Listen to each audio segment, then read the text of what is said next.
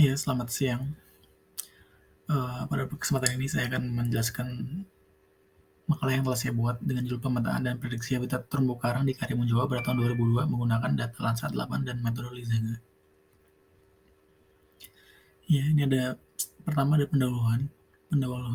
Karimun Jawa, sebuah kepulauan di Indonesia yang terletak di Laut Jawa, terkenal dengan keindahan dan keanekaragaman terumbu karangnya. Terumbu karang tersebut memiliki peran penting dalam menjaga ekosistem laut yang sehat dan menyediakan habitat bagi banyak spesies laut. Penelitian ini dilakukan untuk memetakan dan memprediksi habitat terumbu karang di Karimun Jawa pada tahun 2022. Menggunakan data dari Landsat 8 dan metode Listenga, penelitian ini menghasilkan informasi prediksi distribusi terumbu karang.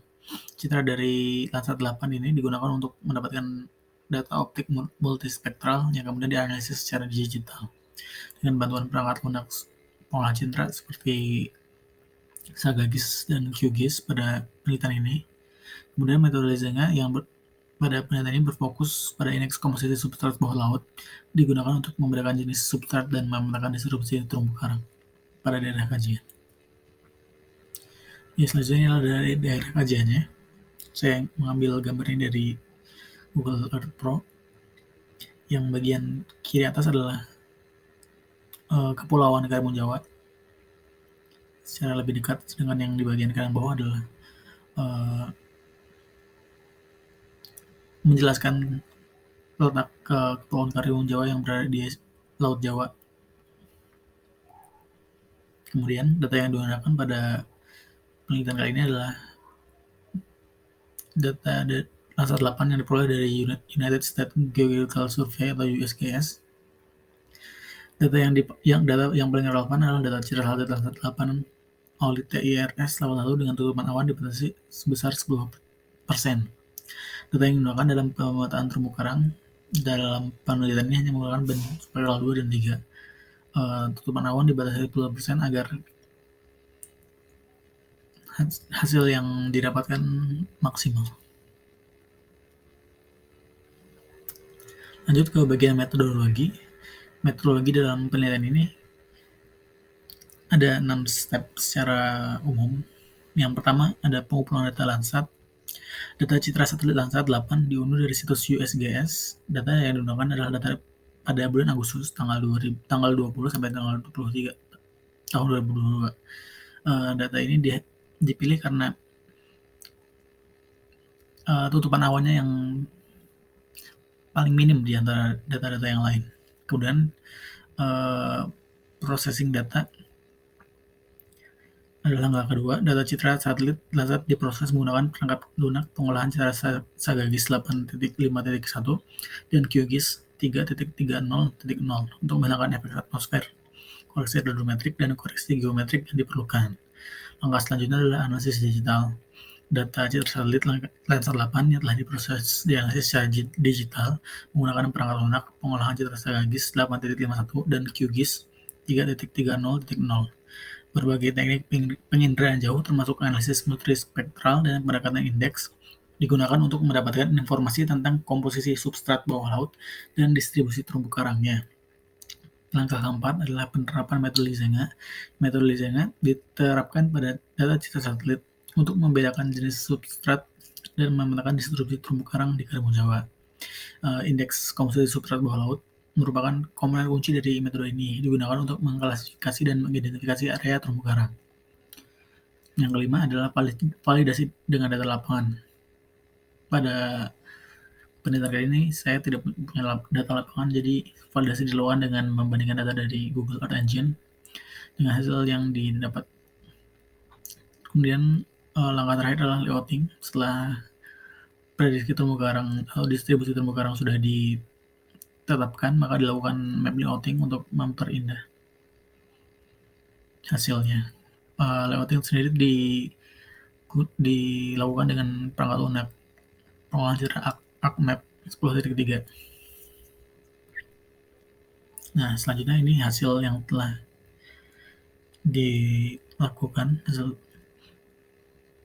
Bisa dilihat pada bagian peta, warna biru menggambarkan laut dan warna merah ini adalah prediksi distribusi dari terumbu karang di sekitar Karimun Jawa.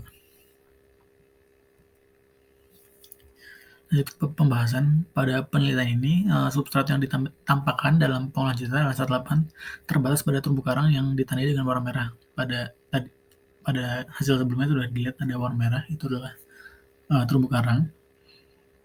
Dan substrat-substrat lain seperti pasir dan lamun dan lain tidak ditampilkan pada hasil dari pengolahan data. Pada penelitian ini dilakukan menggunakan band 2 dan band 3 dari data citra satelit Landsat 8. Penggunaan band-band ini dipilih karena band 2 atau band biru dan band 3 atau band hijau memiliki karakteristik yang cocok untuk mengamati vegetasi terumbu karang. Karena band 2 dan band 3 ini memiliki sensitivitas yang baik terhadap pigmen klorofil dan vegetasi. Pigmen tersebut ini terdapat pada alga dan karang yang merupakan komponen utama dari terumbu karang. Dengan menggunakan band 2, kita dapat mengidentifikasi area-area dengan kepadatan tinggi vegetasi terumbu karang. Kemudian, terumbu karang berkurang dari tahun 2007 ke tahun 2002, dan 2007 ini adalah penelitian yang dilakukan oleh salah satu data sekunder yang saya ambil, dan hasilnya adalah datanya luasan terumbu karang berkurang. Salah satu penyebabnya adalah yang paling signifikan adalah kecelakaan kapal tongkang yang kandas di sekitar Karimun Jawa. Akibat insiden tersebut, banyak terumbu karang yang rusak. Kemudian yang dibahas di sini adalah validasi hasil analisis dilakukan dengan membandingkan gambar Google Earth Pro dan penelitian dahulu, tapi saya rasa validasi tersebut kurang kuat.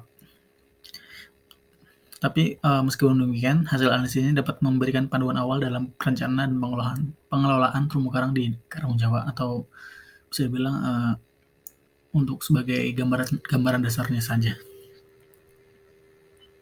Nah, ini adalah kesimpulan dari penelitian ini.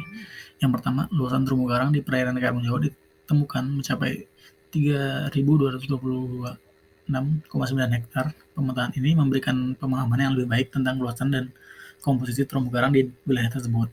Yang kedua, peristiwa seperti kandasnya kapal tongkang dan kerusakan terumbu karang yang diakibatkannya menjadi faktor penting dalam berkurangnya luasan terumbu karang. Hal ini menunjukkan pentingnya perlindungan dan pengelolaan terumbu karang untuk menjaga kelestariannya. Yang ketiga, validasi hasil analisis dilakukan dengan membandingkan gambar dari Google Earth Pro dan penelitian terdahulu, meskipun dengan keterbatasan. Meskipun demikian, hasil analisis ini dapat memberikan panduan awal dalam perencanaan dan pengelolaan terumbu karang di Karimun Jawa. Catatannya, penting untuk selalu mengakui keterbatasan dan batasan dari metode validasi yang digunakan dalam penelitian dan menginterpretasikan hasil analisis dengan pemahaman yang cermat.